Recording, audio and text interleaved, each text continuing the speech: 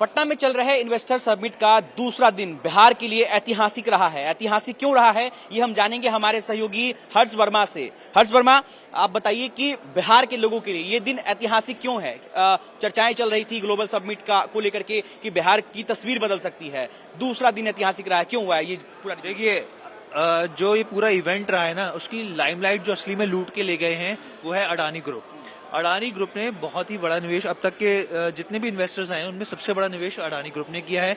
मैं अगर निवेश की बात करूं, पहले मैं अपने व्यूअर्स को बता देता हूं कि अभी तक कितना निवेश किया हुआ है अडानी ग्रुप ने। ये ऐसा नहीं है कि ये नया इन्वेस्टमेंट करने जा रहे हैं, इससे पहले भी इन्वेस्ट किया हुआ है उन्होंने बिहार में। तो जो टोटल इन्वेस्टमेंट अभी तक किया हुआ है वो करीब 850 करोड़ यानी 850 करोड़ का है।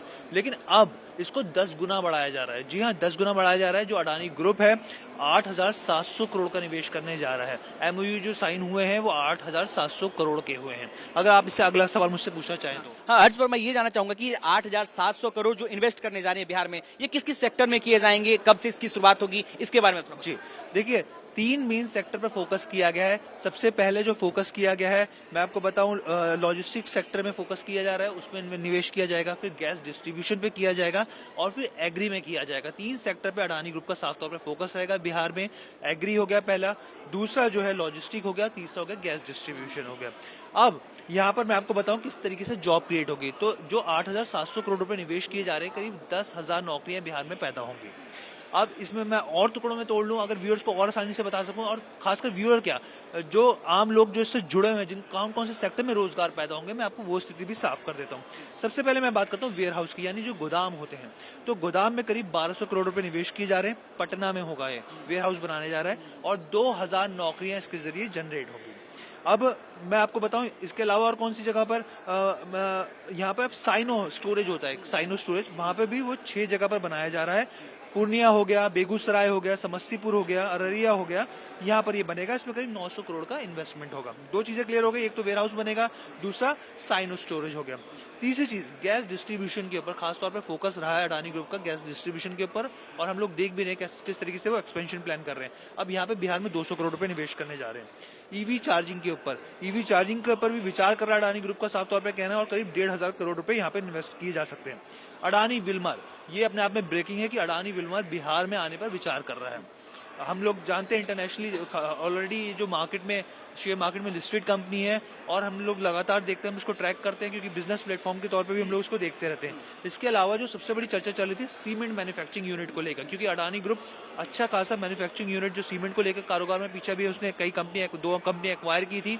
और अब जो बिहार में एक यूनिट लगाने जा रहा है, करीब 250 करोड़ रुपए का इसमें इन्वेस्टमेंट होगा और काम शुरू हो चुका है। ये साफ तौर पर बताना है अडानी ग्रुप का, इस पे काम शुरू हो चुका है।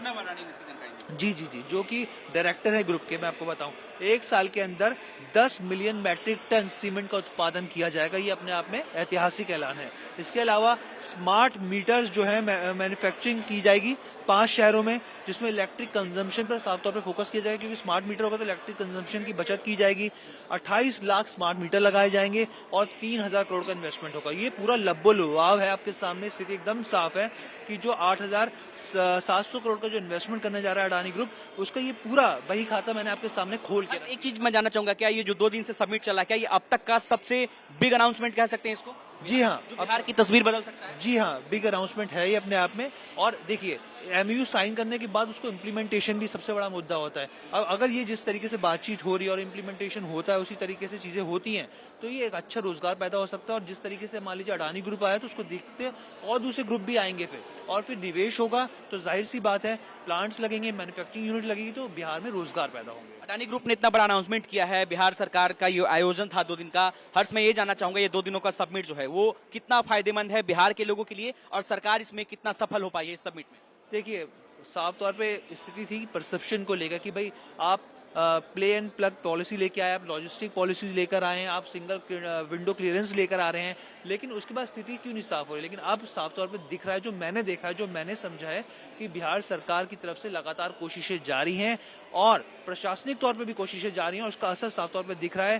सिर्फ अडानी ग्रुप ही नहीं, मैं आपको बताऊं, इसके अलावा हॉलटेक इंटरनेशनल की बात करें, पटेल एग्रीकल्चर की बात करें, इंडो यूरोपियन हार्ट इंस्टीट्यूट की बात करें, देव इंडिया प्रोजेक्ट्स की बात करें। कितने एमओयू साइन हो चुके हैं? सर इसके ऊपर देखिए अभी और क्लैरिटी आनी बाकी है, लेकिन ये देखिए कि अच्छा खासा निवेश यहाँ पर हो रहा है और हमें अपने व्यूअर्स के लिए स्थिति भी साफ करेंगे जल्दी। इन सबके बीच एक चीज और रही कि जब प्रणब अडानी जो है वो जब मंच पर संबोधित करने आए तो उन्होंने बिहार सरकार की काफी तारीफें की, नीतीश कुमार की भी तारीफ कर रहे थे। क्या ये वजह थी कि उन्होंने बिहार से खुश होकर के उन्होंने इतना बड़ा निवेश किया है? देखिए उन्होंने उनका जो बयान था, अगर आपने शुरुआत में गौर किया हो तो उन्होंने बोला कि बिहार के डेवलपमेंट में अडानी ग्रुप साथ है।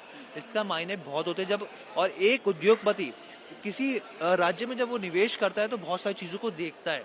ऐसे ही कोई भी निवेशक आके पैसा नहीं लगाता, वो देखता है कि उसको उस तरीके की स्थितियां, उस तरह की सहूलियतें मिल रही है नहीं मिल रही, बिजनेस स्टैब्लिश हो सकता है नहीं हो सकता, या फिर वो जो होता है रेड कार्पेट किस तरीके से बिछाए जा रहे हैं, वो तमाम पहलुओं को देखता है। और उस पहलू को देखते हुए अब अडानी ग्रुप ने जिस तरीके से निवेश किया है, ये देखना होगा कि आने वाले दिनों में बिहार की तस्वीर किस तरीके से बदलती है। चलिए, तो ये बिहार के लिए ऐतिहासिक फैसला है और ऐतिहासिक ऐलान है अडानी ग्रुप की तरफ से, जब 8,700 करोड़ रुपए का निवेश जो है अडानी ग्रुप बिहार में करने जा रही है।